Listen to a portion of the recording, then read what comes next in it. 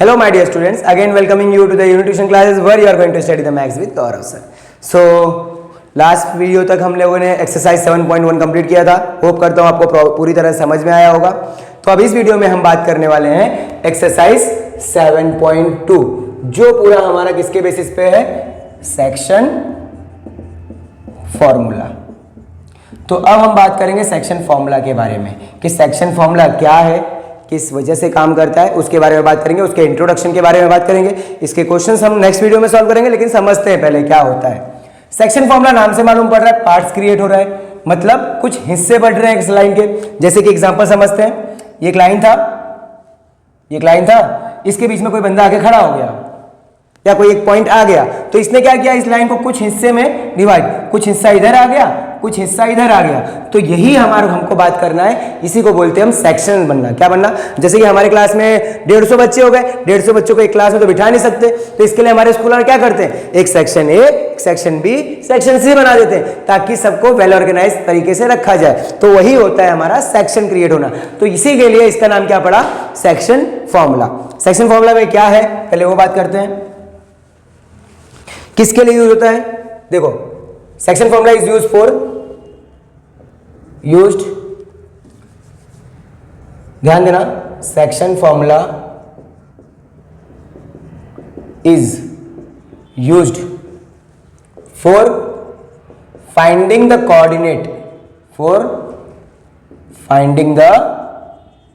Coordinate, which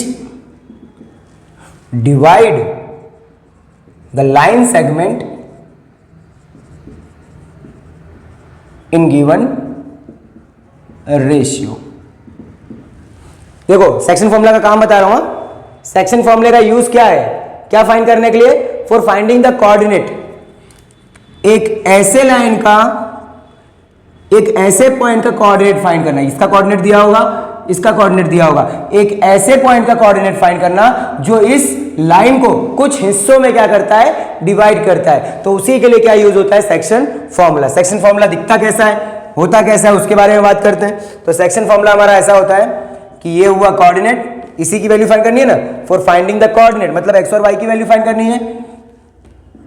m1 x2 m2 x1 upon m1 plus m2. दूसरा ये हो गया, x का कोऑर्डिनेट निकल गया, दूसरा y का निकालना है, m1 y2 m2 y1 upon m1 plus m2. इस तरह से y का कोऑर्डिनेट निकल गया. ये कोऑर्डिनेट हो गया x का और ये कोऑर्डिनेट हो गया y का. तो इसी को बोलते हैं हम सेक्शन फॉर्मूला. ये क्या है, एक कोऑर्डिनेट है. क्या है, कोऑर्डिनेट. कोऑर्डिनेट में x और y होता है ना, ये क्या है, एक कोऑर्डिनेट. ये कैसा कोऑर्डिनेट है, ये एक ऐसा कोऑर्डिनेट है जो गिवन लाइन को पर्टिकुलर रेशियो में क्या करता है, डिवाइड करता है. क्लियर हुआ, होप करता हूं कि आपको सेक्शन फॉर्मूले का मतलब समझ में आया हो, क्योंकि जब तक मतलब समझ में नहीं आएगा तब तक आप क्वेश्चन को सॉल्व नहीं कर पाओगे. क्लियर हुआ जहां तक है. तो सेक्शन फॉर्मूला किसके लिए यूज होता है, for finding the coordinate which divide the line segment in a given ratio. एक क्वेश्चन लेते समझने के लिए ताकि आपको क्लियर हो जाए.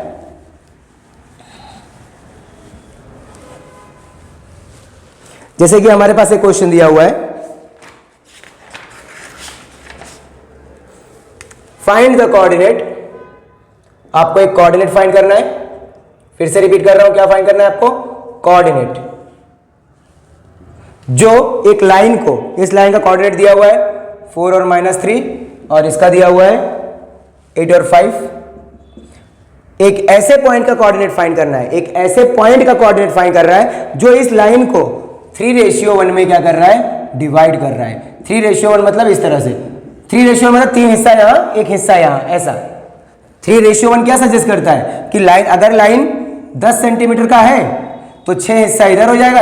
अगर देखो 3:1 मतलब जैसे कि अगर लाइन 4 सेंटीमीटर का है तो 3 सेंटीमीटर इधर हो गया और 1 सेंटीमीटर इधर, तो बीच में यहां पे पॉइंट, तो ये हो गया 3:1. तो इस तरह से इसको कितने पार्ट में डिवाइड किया है, 3:1 में. तो आपको क्या फाइंड करना है, find the coordinate of the point.